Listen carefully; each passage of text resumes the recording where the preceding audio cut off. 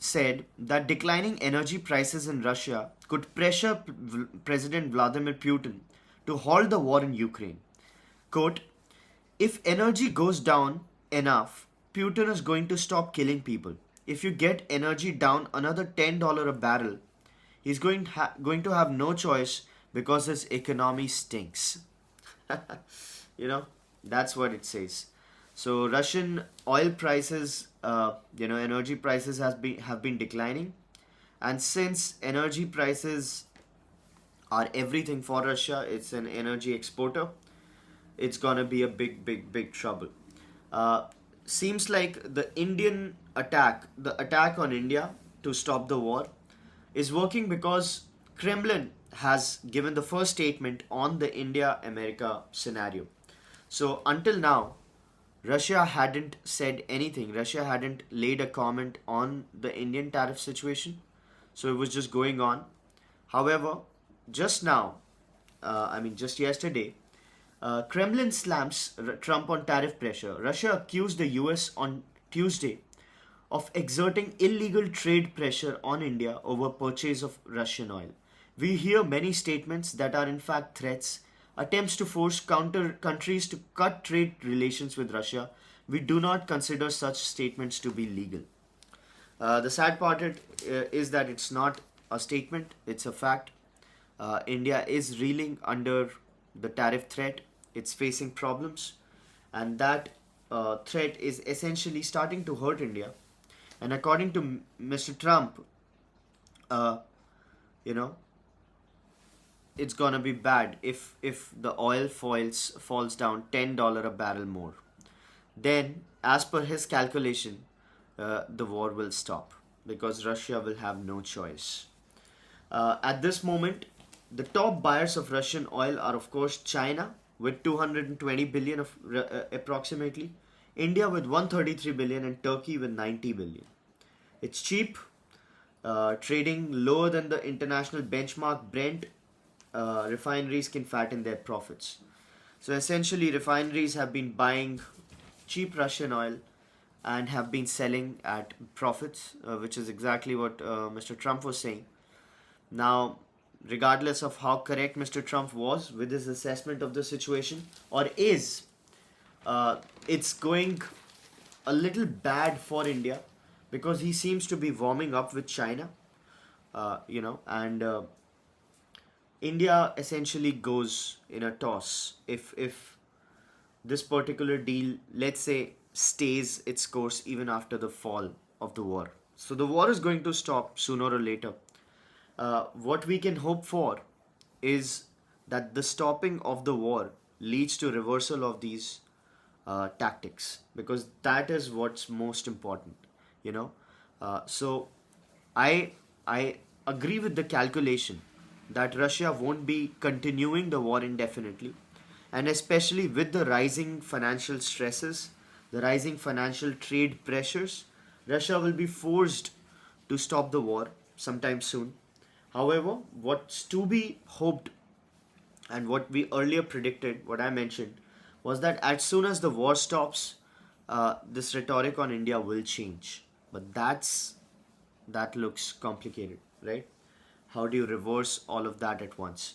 But that's what we think is going to happen. So let's hope that happens. Speaking of these tariffs, Indian textile players, textile industry is saying that we should waive off the duty on imported cotton. Now, why do you think these people must be saying that you should waive off the duty on imported cotton?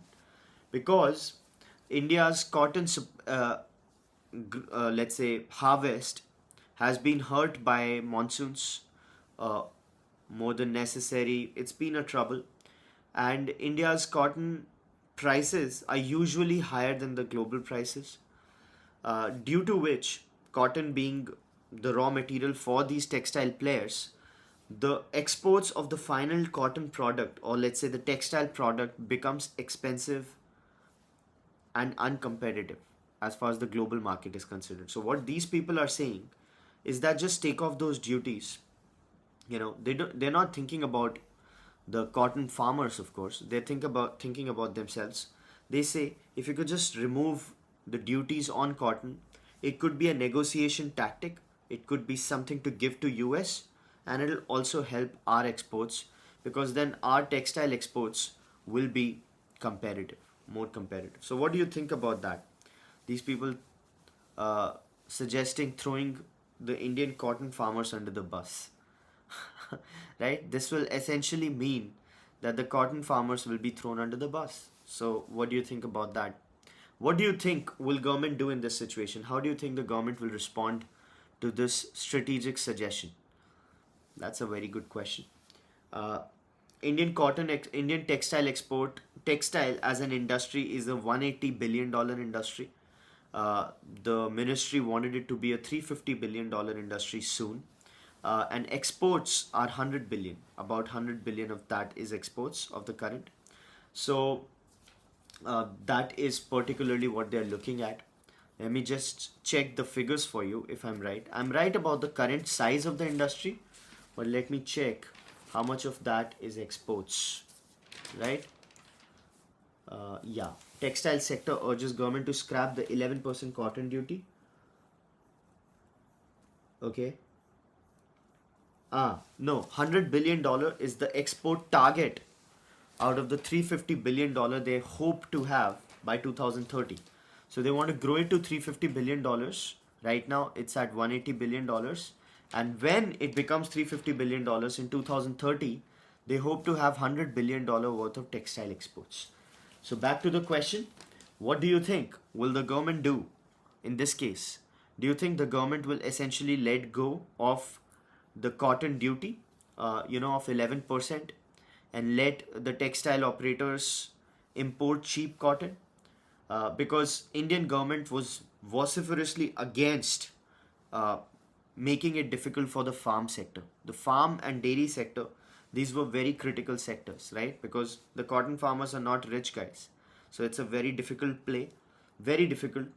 And do you think they will abide by this suggestion? I have my doubts. I have my doubts. I don't think they will. That's pretty shitty on the textile lobby to actually suggest this, right? Don't you think? But anyway, on the rough road, SUV buyers take foot off the pedal. So after 5 years, the SUV sales have declined 2%. So SUVs have been the best-selling sector of the car industry, of the Indian automotive sector for 5 years, and they have not declined. They have, had a very, very consistent growth, even while the overall automotive sector essentially hasn't grown at all, right? That's been the case with Indian automotive. Uh, Now we are looking at SUVs also not growing. So SUVs are not growing. They are seeing a decline of 2%, which signals an overall decline of the entire Indian automotive. Now, two things are going to happen, uh, or can happen. That it's either fatigue, right? Because Indian SUVs have been like 66% of the entire Indian automotive market recently. 66% of the market share of all the cars that are being sold in the country are SUVs, right? So it's possible that it's fatigue, and with decline in SUV, you'll start seeing a spurt of growth in the lower section of the cars, or it could mean that the overall market until now, which has been stagnant, not growing, will see an actual decline. What do you think will happen? Will you see the SUV decline getting offset with an increase in the entry level cars, or would you see it totally declining, like in absolute terms? That is a very, very good question, and very, very interesting, right? If it's the latter, if it's the overall decline, that means a real bad news for the Indian automotive sector and the Indian economy in general, right? Amid the global uncertainty of the tariffs and everything, because India was essentially looking at US, Mr. Rajat Mittal says absolute decline seems more probable. Oh my God. Now, Mr. Rajat Mittal, he's my brother. He's been in Indian automotive for a very long time, and he's been a grassroots kind of a guy. He's been training all the companies, sales forces and service forces, and so on and so forth, of all the automotive sector companies. So if he's saying that, and if you remember, viewers of Thinkers Frequency would remember, years ago, my brother and I had a bet that Tata Motors is going to have, going to grow. This was back in 2015-16 when Tata Motors was absolutely in the toilet. And then he said that these people are brewing something, and you might see some extraordinary, growth as far as Tata Motors is considered in a general market sentiment. And I said, whatever Tata does, the other companies, Tata is sort of a Sarkari organization. Other companies will be able to do it better. So Tata will have no, uh, you know, that kind of a growth, extraordinary growth. But he turned out to be right. So if he's saying this, I'll consider it seriously. But let's see. I think it's the plateau of the SUV segment. I think it should be accompanied with some sort of growth somewhere because the economy isn't doing that bad, and the lending rates are low. There should be some sort of growth as far as the number of cars getting picked up now, because a lot of SMEs are getting loans and so on and so forth. But let's see. Let's predict. So you say an absolute decline. I say, uh, tough to say, but yeah, I see uh, the entry level segment picking up a little. So let's see what happens. Amidst the global situation that has been plaguing the country, because India had been looking at, uh, you know, uh, India has been looking on the at US as a very reliable trading partner, and we were looking at increasing our exports from 100 billion to 500 billion. That's what we were looking at. But now looks at, all that looks very improbable. It seemed it seems tough, right? Because they're gonna levy tariffs on everything, right? And if these things sustain even after the war, which I don't think will happen, but if it happens, it's going to be a bit of a problem. So government is preparing itself. The government is saying that you got to foster local growth. They got to lean on local growth, easing policy restrictions and so on and so forth. They say the message from the highest level is very clear: identify steps that can lift the country's growth. Well, that's kind of a generic BS kind of a statement, right? The message from the top is very clear: identify the sector, identify the places where the country can grow. Well, why didn't you do it earlier? What have you been doing? Isn't this your job? So this is more action, more talk than action. But of course, India will have to look at these things very strongly. India is a domestic consumption driven economy. It's not entirely a trade driven economy, because we are not like China, we are not an export dependent economy.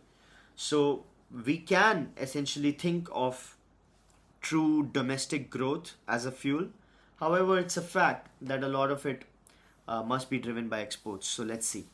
You know, moving on, Indian generics wave next year set to sink obesity drug price. So a lot of action has been going on with semaglutide GLP drugs for this obesity, the weight loss reduction drugs. So Novo Nordisk's drug is going to go off patent next year, and when it goes off patent, there's gonna be a storm of generic drugs, you know, taking its place. So the prices will go down of the drug in general. So at this moment, it's a very expensive drug. It's like a 14,000, 20,000 rupee per month kind of a drug. Vigovi's drug is 17 to 26,000. Monjaro's drug is 14 to 75, 1700, 5,000, 17,500 per month. But these people will be bringing it down because generics, that's what they do. Also, there's a company, which has been dealing with insulin. It's an Indian company which makes insulin shots. So they say that we are going to be very, very happy because we are going to go in this particular game very quickly because we've been doing insulin, and insulin shots are very, very close to, let's say, obesity shots. So we we've we've been doing this day in and day out, they say, right? So generic drugs going up as far as this GLP thing is considered. Very bad news, exactly, actually, for the health in general, because it's not a good drug. It has a lot of problems, and these people have been pushing it like crazy. And a lot of things are going to be revealed as time goes by, and I don't see a lot of good news coming there. But for now, these people are cheering. So they say that there's gonna be the market is of 10 million doses per year. That is 1 million people, right? So at least. So we're gonna be targeting that. So that's heavy, heavy. Uh, Campus cribs hoping for the next $1 million baby. $1 million baby. That's a reference. That's a movie reference. Movie reference. A legendary movie director who's also an actor. Why am I? Clint Eastwood, sir. Clint Eastwood, sir, directed $1 million Baby. It's an extraordinary movie, and these people have referenced it in the headline. So you know, uh, campus cribs hoping for the next $1 million baby. What these people mean is that IIT Madras incubated Aether, and Aether turned out to be a terrific drug. Oh, I'm sorry, a terrific company, right? They invested like 29, 30 lakhs in Aether, and that turned out to be like a 50 crore bet, right? Yeah. So 29 lakh, 30 lakhs to 50 crores. That's a very, very good bet. Now, campuses are looking at replicating that success. They are investing in startups in college itself. Now, this is great news for the good big colleges, IITs, and so on and so forth. So these people are incubating, like IIT Bombay is incubating 273 startups, IIT Madras 477, IIM Bangalore 3100, Triple IT Hyderabad, and so on and so forth. I also started my entrepreneurial journey in college. When I was in first year, that's when I had started my first company, Testament. Uh, we grew. By the time we were graduating, we had like 1.5 crores, 1.2 crores in revenue, 20 lakh PAT. Never raised money even from our parents. We did very well as student entrepreneurs, but we didn't get the support that these people got, like the IITs and so on and so forth. Of course, because I didn't go to an IIT, and I just had a talk with an investor, and everything was great. We had reached sort of the final stage, and at the end of the stage he said that we can fund you if you could get a tech co-founder. And we have a tech guy, okay, and he works well, he's a good techie, everything is great. And I'm like, why do we need to get a tech co-founder? We have a techie, we are very happy with the techie. He said, no, we got to get an experienced tech co-founder, and that will and we will be very happy with the techie we have. You don't even know his tech game, right? You've not checked out how his profile is and how his work experience is. Essentially, what he meant was that we need an IIT guy in the team to essentially get funded.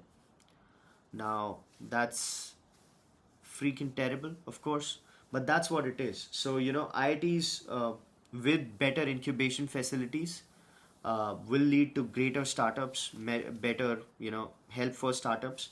And while everybody is just gonna get screwed, so it's time for colleges beyond IITs to also invest a lot in this.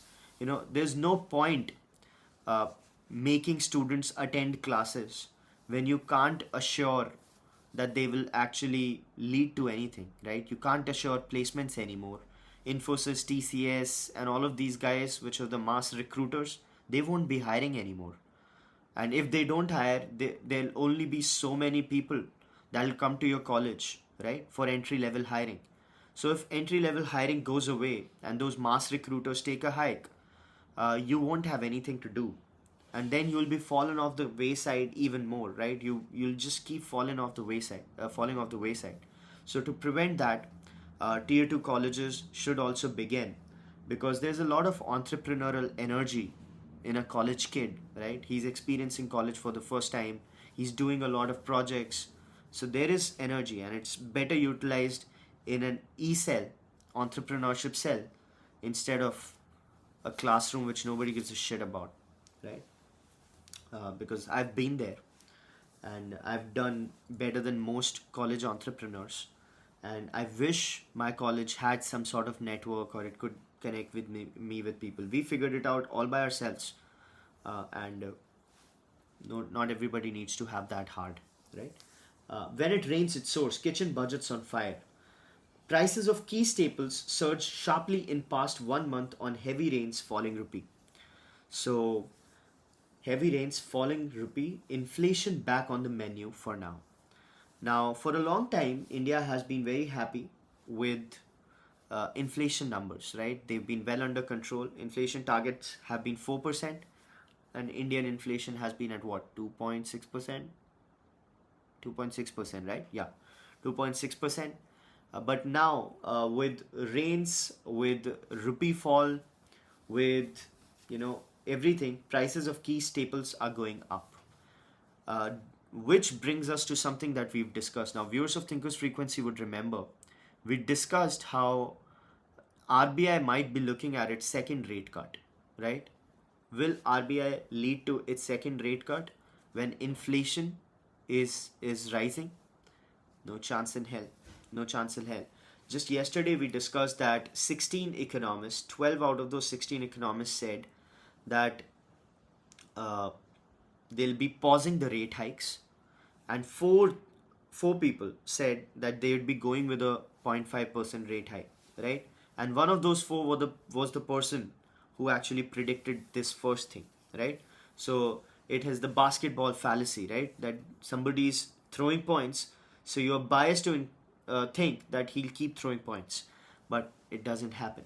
So maybe I don't think with inflation rising, the RBI will reduce rates, because if they reduce rates, the money supply will be up, and if the money supply goes up, inflation will further go up, and if inflation further goes up, it's gonna screw everybody in the rear, right? So that's gonna be a bit of a problem. Some comments, Mr. Rate reduction, not hike. Did I say hike? No, I meant a rate reduction. They're not gonna reduce rates, is what I meant. If I said hike, I'm sorry, guys. I meant they're not gonna reduce rates. Some comments. Mr. Tiwari says, does Rajat have any insight on the fuel harm caused by ethanol 20 fuel on cars? That's a question for Mr. Mittal. Mr. Patil says, it's such a new drug and already the patent is going to expire. Looks like they had very less time to earn money from the research. Oh yes, that is true. So it's a very new drug, just tested like for two years in Europe, UK. So let's see what happens. Speaking of whatever is happening in the economy, services growth is going up, has gone up at least for the last quarter at 60.5. The PMI, that is Purchasing Managers Index, is at 60.5, which signals expansion. So we've talked about how to read the PMI, right? If it's above 50, it means expansion. If it's below 50, it means uh, shrinking of the particular sector. Right now it's at 60.5. The manufacturing index was at 59.5.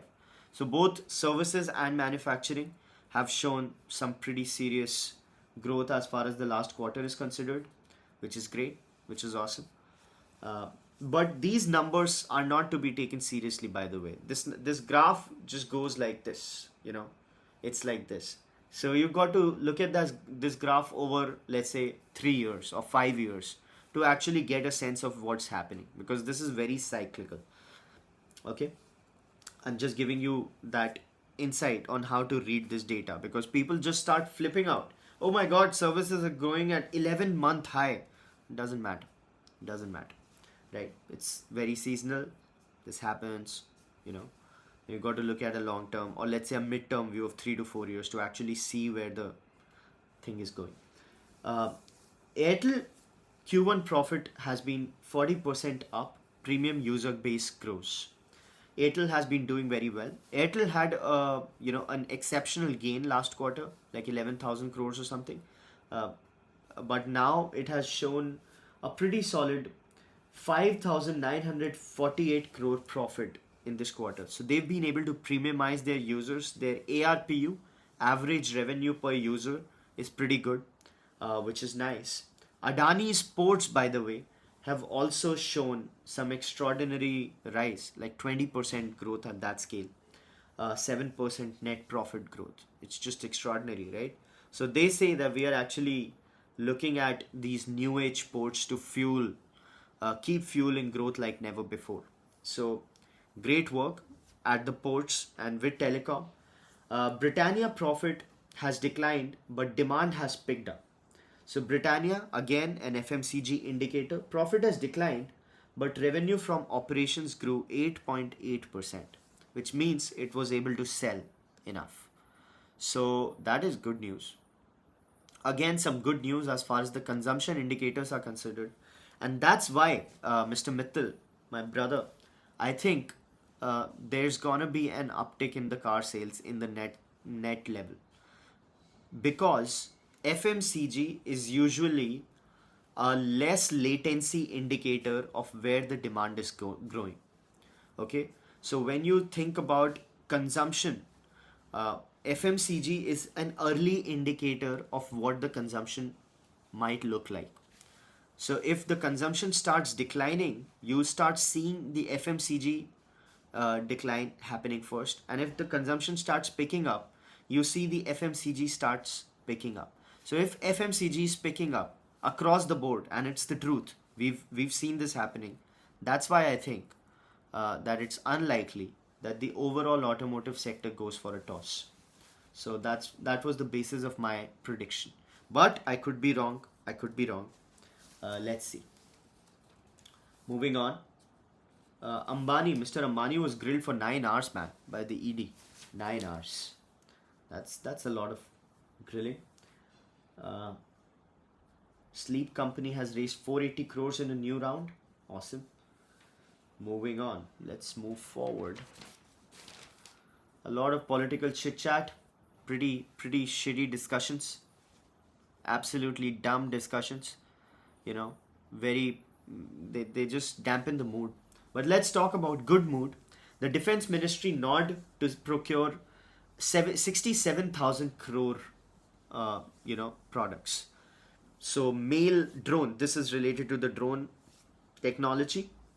60,000 crores, 67,000 crores worth of products are going to get procured. DAC clears acquisition of mountain radars, naval drones. So mountain radars and naval drones, this is good news. And there's another good news as far as the defense sector is considered, which is India and Philippines partnership. So India and Philippines have inked a strategic partnership with focus on defense. And Philippines has also bought BrahMos missiles from India. So why Indian partnership with Philippines? I'll just give you a background. There's something called the South China Sea. Okay, now South China Sea has been facing a lot of problems. Has been giving a lot of problems to the neighboring countries, including Japan, including Philippines, including everybody else, right?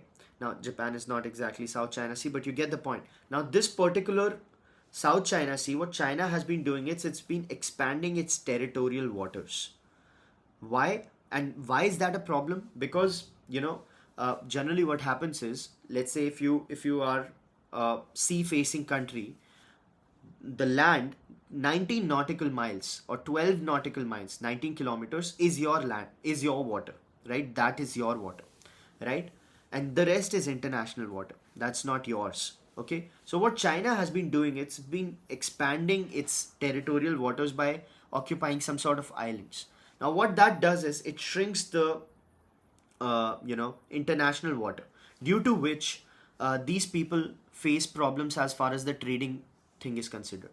So essentially China looks at clocking the entire flow of this particular sea, right? So Philippines has been in that trouble zone, even Japan and everybody else. So they've bought Brahmos and they're looking at defense ties with India, which is great news, which is just extremely good news for the defense sector. Really, India needs to really put pedal to the metal as far as defense play is considered. It needs to go hard on it. Speaking of going hard on it, Indian cloud companies are looking at storming the local skies with low cost advantage. So, as you know, Indian cloud market is Indian, not just Indian. Global cloud market is dominated by people like Azure, AWS, and Google Cloud, right? So AWS is number one, Azure is number two, and Google Cloud and everybody else is number three, number four. They're basically they don't matter that much. Okay. In India, however, Azure is number one, AWS is number two, and then there's everybody else like SAP and so on and so forth. So what these people are trying is Tata Vio, Reliance, and so on. These people are all offering their own cloud services, uh, so that SMEs and startups can actually use these cloud platforms. So they are competing with AWS and Azure, Microsoft Azure, to offer cheaper cloud services. Now, despite them being cheaper, it's very hard to migrate these cloud markets because there's technology depth, right? When you get GCP, when you get Azure or AWS, there's a lot of technological depth that these people provide, right? Plus, these people also provide a lot of startup credits and so on and so forth. And this industry is driven by these startups. So when we were building a company called CREAD, it was a social network. We got incubated by AWS, right? So we got a lot of free credits. Then we got free credits from Google Cloud. So that really helps. And then the company grows, you use their cloud services. So these people don't have that, and they are actually looking at competing. They offer a 30 to 50% price advantage, which is pretty nice, but not sure if it's gonna make a dent because this cloud business is very, very, very complicated, right? Airtel, what it's doing, it's tying up with Google, it's tying up with Amazon or Azure to essentially become a reseller of their services, right? So that's what Airtel is doing. However, there is Geo, there's Tata, and so on and so forth. These people are looking at their own, you know. Bharti launched its sovereign cloud with its vice chairman stating telcos offering 30 to 40% rivals and also going for a reseller kind of a deal. Frankly, I didn't even know that these people offered their cloud services, even though I've been building in cloud for like so long. That this means that this particular trade is non-existent for now, but let's hope that these people are able to make a dent, because then we'll be having cloud is the only place where Amazon makes money. Amazon doesn't make a lot of money as far as retail is considered. That's not a profit making operation. It's a very sad operation, right? It's a very big operation, but very sad profit wise. Whatever profits Amazon makes, it's by cloud. And Google's cloud and Microsoft's cloud services have also grown a lot, right? We talked about Microsoft's growing revenues and cloud share in it, Amazon's growing revenue and cloud share in it, and so on and so forth. We discussed, right? Microsoft did like $74 billion in revenue last quarter, and a lot of it was cloud, some 16 billion or something. Then there was Amazon, which did $161 billion of revenue, out of which some $30 billion was cloud, and so on. So these companies, these tech companies, make a lot of money on cloud. So if we can get a share of that market, it's gonna be awesome. But right now, it's a long road ahead. Moving on, Indian airlines seek fair play as Europe squeezes slots. So what Europe has been doing is that it's supposed to be a free flying operation where countries are supposed to, like Indian companies are supposed to have an access, but those countries are giving access to their own uh, you know airlines, and Indigo and Indian Airlines are essentially not being able to get their space. uh, you know uh, Now government, they're coming to the government and saying that these people are not letting us have our share in their skies essentially. So level playing field is the play. So this is what's happening. Indian Airlines expansion plans hit. Airlines have called the retaliatory action by Indian authorities. KLM operates 21 weekly nights to India. Indian carriers allowed only 10 flights to Netherlands. So Netherlands is obviously a very big market. What these people have been saying is that we are essentially looking at minimizing this because of noise pollution. They're saying like noise pollution? No man, come on, help us out here. So that's what's happening. Uh, Berger Paints profit slips 11% on fire incident. So there was a 30 crore fire loss, and apart from that, the Berger Paints has been okay, flat but not growing. But I hope that viewers of Thinkers Frequency didn't buy Berger Paint stock, right? Because we discussed how the paint incumbents are gonna be in trouble for some time, right? The Asian Paints, the Berger Paints, the Kansai Narolac, and we've been talking a lot about that for a long time now. It's been 73 episodes. This is the 73rd one. And this is what happened, right? Kansai Narolac came out with its earnings call. They were bad. Berger Paints came out. They were bad. Asian Paints came out. It's just been coming out with bad news. Reliance sold its stock in Asian Paints. Why? We've talked about it. JSW entered the paint business by acquiring AkzoNobel. And then Birla also came into the paint business with its own product. So it's going to be a tough fight for the incumbents. Bad time to buy their stock. But hey, this is not a stock telling platform. Please don't report me to SEBI. This is not what we do here. This is Thinkers Frequency. Daily mental workout. Moving on. TV broadcasters claim the fare isn't quite fair. So TV broadcasters have a deal, which is number one, a domestic deal where domestic you have domestic customers, right? The homes, and then there are commercial customers, the restaurants, the pubs, the bars, and so on and so forth. So they are supposed they have a same thing. So they just get their TV subscriptions like we do. Earlier, it was a separate tariff that these people were supposed to pay different, right? These people were supposed to pay more. Now, what these TV broadcasters are saying is that restore that tariff parity, because we need to sell them more.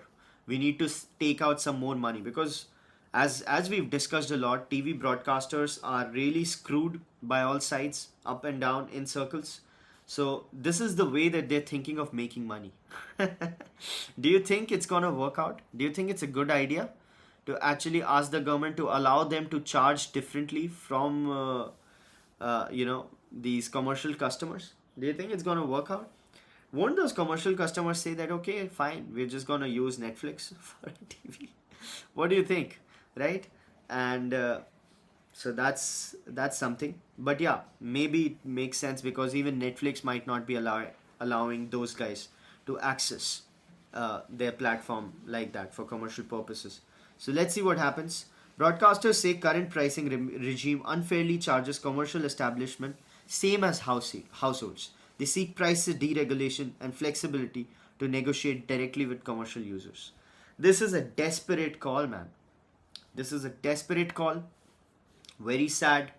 And I just wish the TV industry, well. These people really, really need some help. TV viewership has dropped from 120 million to 90 million household since 2022. In 2022, we had 120 million households. Now we have 90 million households. A decline of 30. That is 25% decline. Yeah, 25% decline in just 3 years. My God, such a bad time to be in TV. And those idiot VCs were talking about me starting a media channel, right? Those guys are morons. Anyway, speaking of Tesla, in another news, Tesla is leasing space for the third outlet in India, which is in context. If you read this news in context, Tesla's share in China and Tesla's sales in Europe and China have gone down by a lot. There's another fall of Tesla sales in Europe, right, and China. So both the markets, Tesla is really falling off the cliff, and now it's opening outlets in India. Do you think India can actually help Tesla with its declining market and its struggling position, and real, how many cars can Tesla even sell in India? India will not make a dent. However, Tesla is in serious trouble globally, right? This is the price for bravado. uh, you know, Mr. Musk was very brave to try and influence the politics. He wanted to save America from the death deficit spiral, and he got screwed. He got screwed from all sides, right? It's not cheap to be a hero. An all out effort is underway at Intel to get chip plan moving. So Intel has was a great company. If you've not read Only the Paranoid Will Survive or High Output Management, these two books, you should read them. These are perhaps the best books written on in the business world ever. You know, Andy Grove, sir, rest in peace, was one of the founding members of Intel. He was not exactly the founder. There were two people, Gordon Moore and one other person, which I'm forgetting. But he was the CEO, uh, you know, and he wrote such extraordinary books, which were High Output Management and Only the Paranoid Will Survive. And he talked about how Intel came to the leadership position in the very difficult tech industry, right? And those books were so awesome, it's so incredible that they're just beyond words. However, as he moved out of the company, Intel just fell like a house of cards, right? Intel just ruined itself with the whole diversity, equity, and inclusion thing. But now it's trying to save itself. It's trying to go in the contract chip manufacturing space where it can compete with a player like TSMC. And it has like a Panther Lake program, which is essentially making chips, right? And it has not worked out very well. Billions of dollars have been spent, but the yield is very low. What is yield, you ask?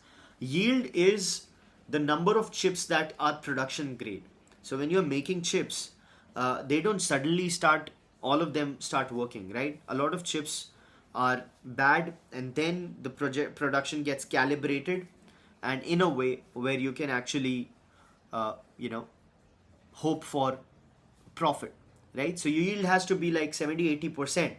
Yield is like good chips coming out of your system so that it can be profitable. Right now the yield is very bad, right?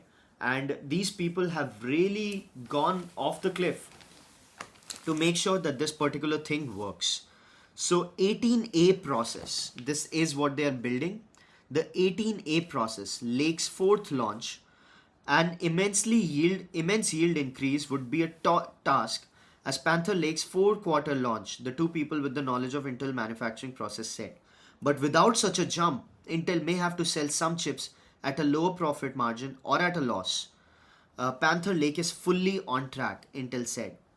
So, Hail Mary, Intel's 18A process involved big manufacturing changes and introduced newer technologies all at once, such as next generation translator design and feature that would improve delivery of energy to a chip.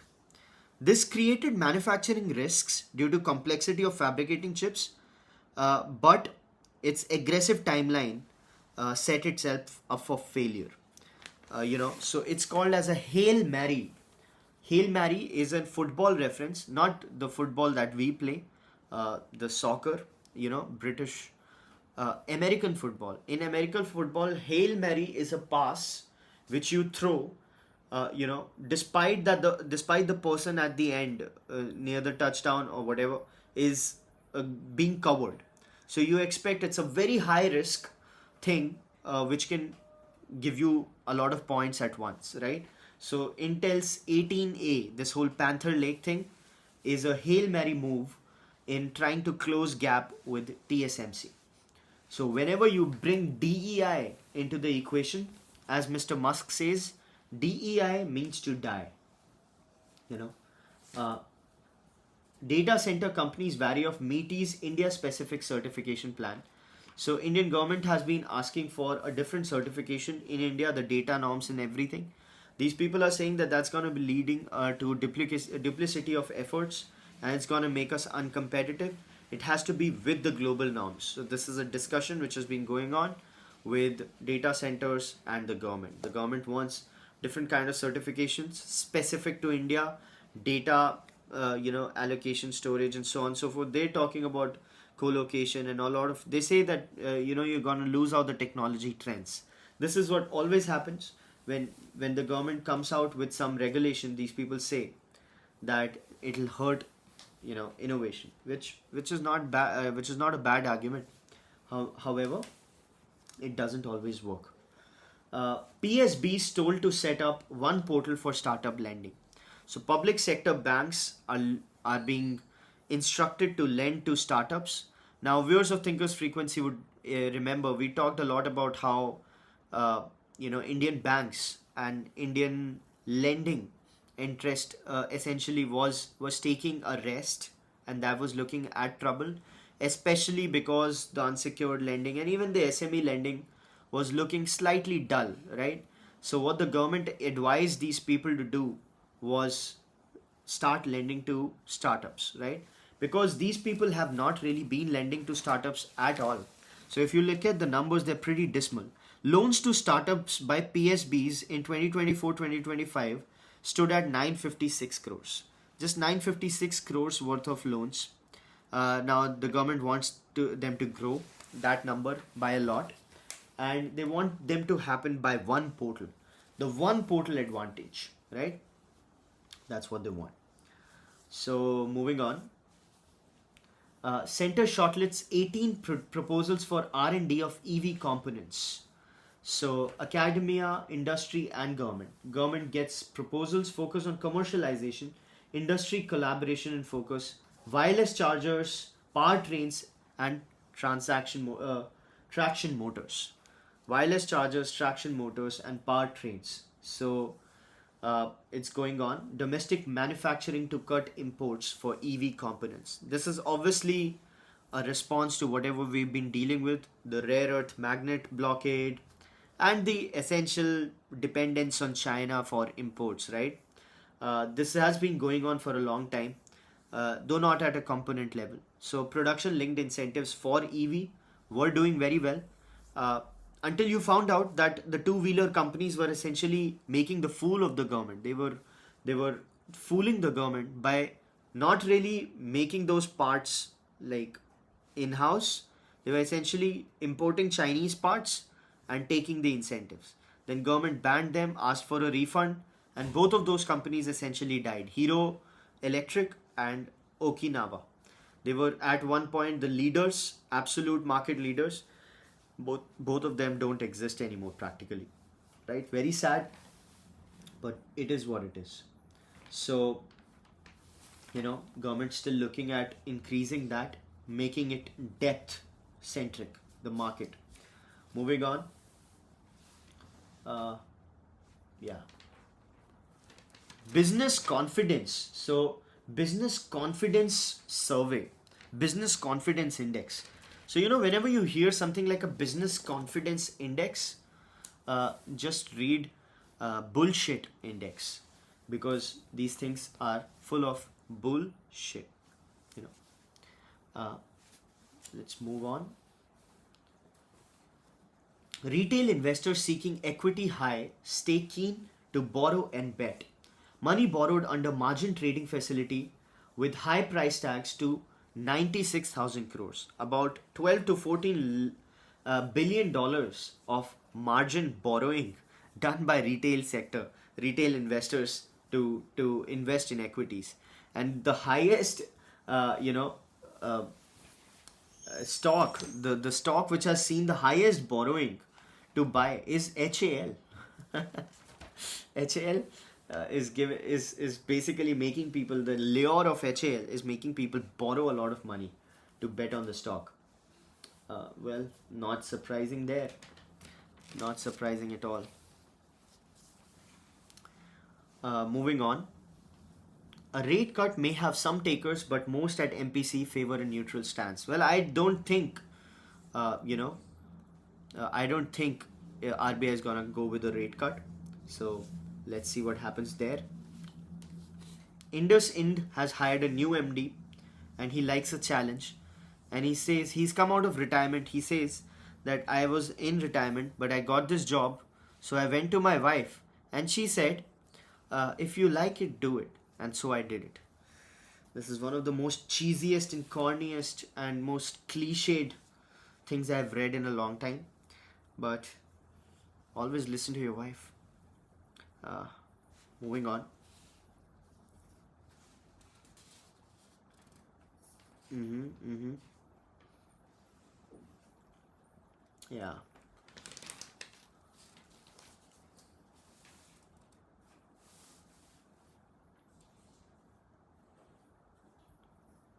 Okay. Yeah, we're not missing out anything.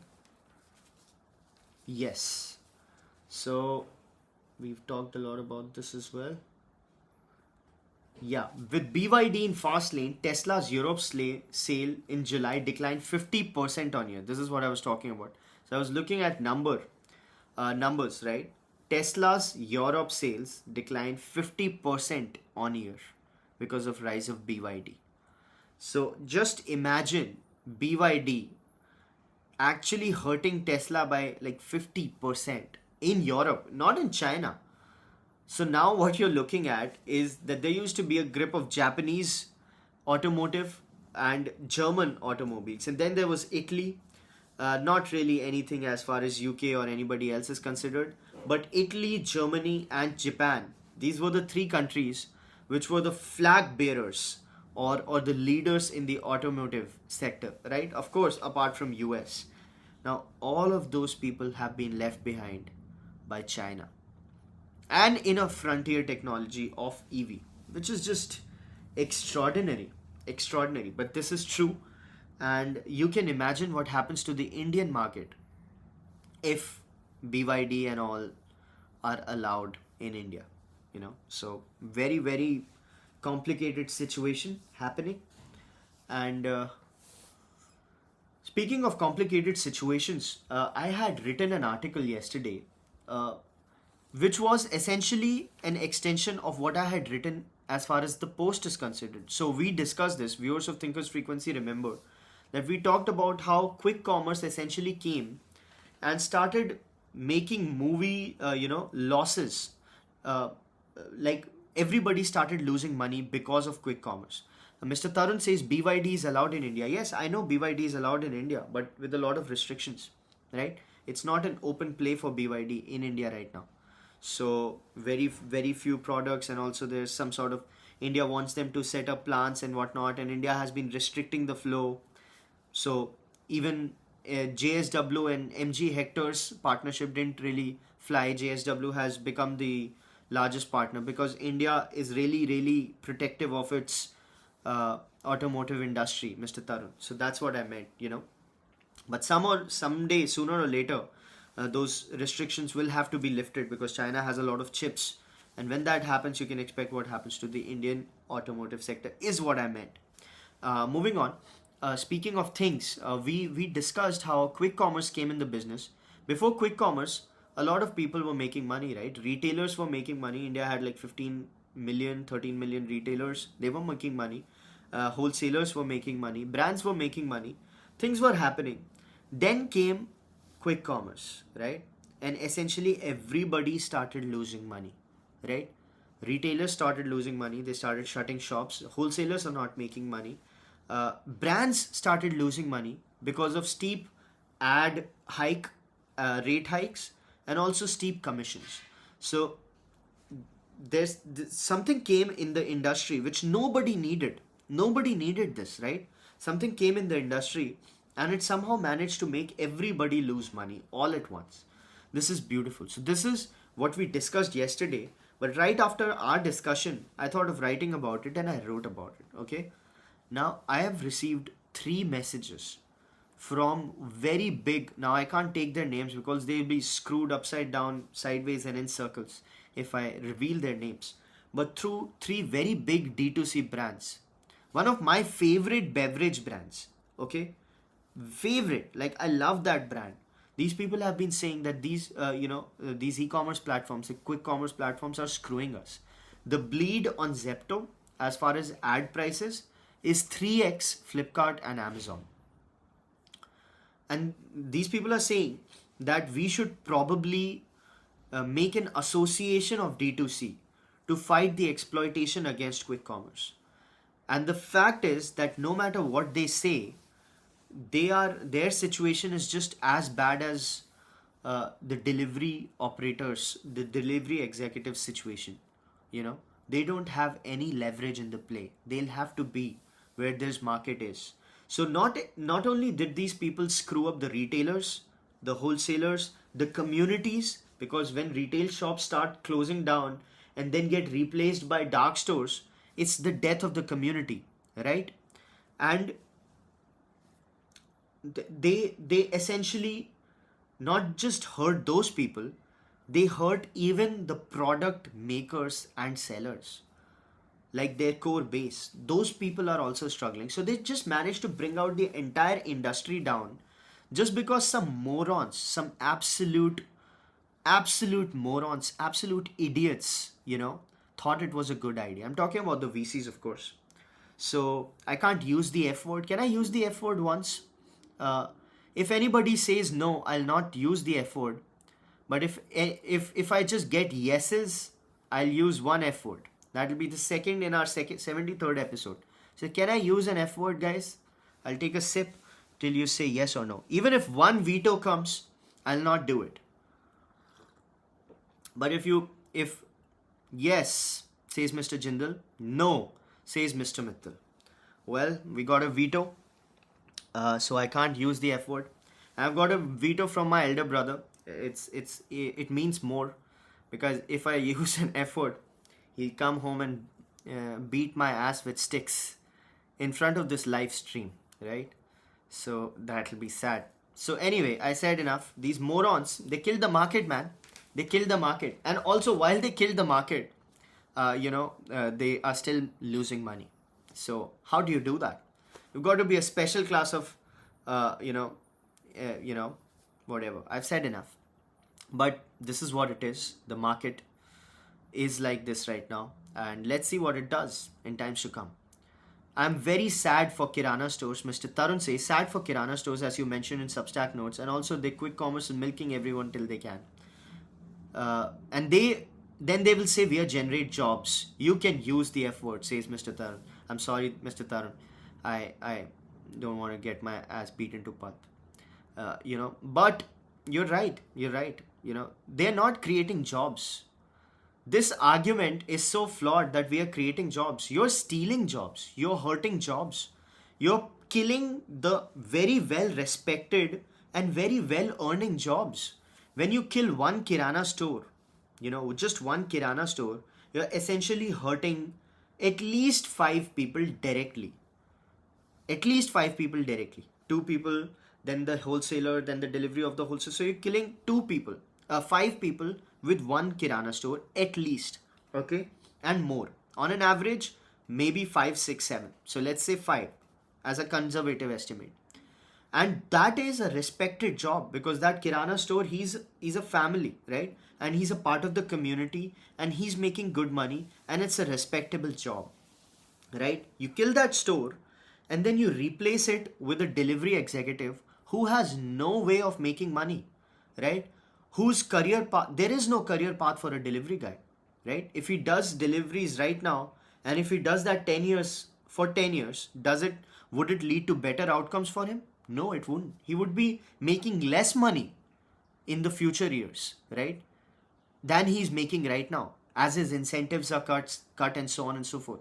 So essentially, you're not creating jobs, you're creating traps for poor people. They won't be able to invest in their skills, they won't learn anything. They'll just be transferring things from one place to another, and you're like killing retail stores. So as quick commerce grows, retail stores will have to die. At this moment, quick commerce has like 1.1% of the total retail. It's expected to go at, let's say, 20%, 30%. Right now, the kirana stores, the general trade has like say 80%, 70 to 80% of the total retail. uh, Almost all of the growth of quick commerce is going to come at the cost of kirana stores, and no, the overall retail isn't growing that fast. Okay, so it is not a win-win, it is a zero-sum game essentially. So most of quick commerce growth is going to come at the cost of kirana stores, and which means as quick commerce grows to become a 20 to 30% player, 6 million kirana stores will be wiped off. That's 60 lakh kirana stores and 5 jobs per kirana store. So you're essentially looking at uh, 3 crore jobs going out of business, right? And that's a conservative estimate. And what about drones in quick commerce? Well, that's a future, right? And when that happens, you never know what. So it's just a lose lose proposition. And then you make people unhealthy, right? Because they're sitting on their asses and waiting for things, waiting for their order to arrive. You know, they get disconnected with the sense of community because they're not visiting shops anymore. You're like, it's an isolating experience. It's just hurts. It's bad for the environment because people could have been walking to the stores. It's bad for fitness. It's just bad overall. But some bloody moron, thought it was a good idea, and so we're all looking at this. So screw those guys. And with this, we'll come to the end of the 73rd episode of Thinker's Frequency, our daily mental workout, our daily dose of insights and analysis, which don't lead to paralysis right before we punch in. Uh, I wish you a beautiful day. It's 9:14. We're gonna punch in anytime. I wish you a beautiful day, personally and professionally. Uh, I hope to see you tomorrow, same place, same time. Thank you so much, Mr. Patil, Mr. Tarun, Mr. Mittal, Mr. Tiwari, Mr. Jindal, and everybody else who watched. Thanks a lot. I'll see you tomorrow. Have a beautiful day. Bye bye.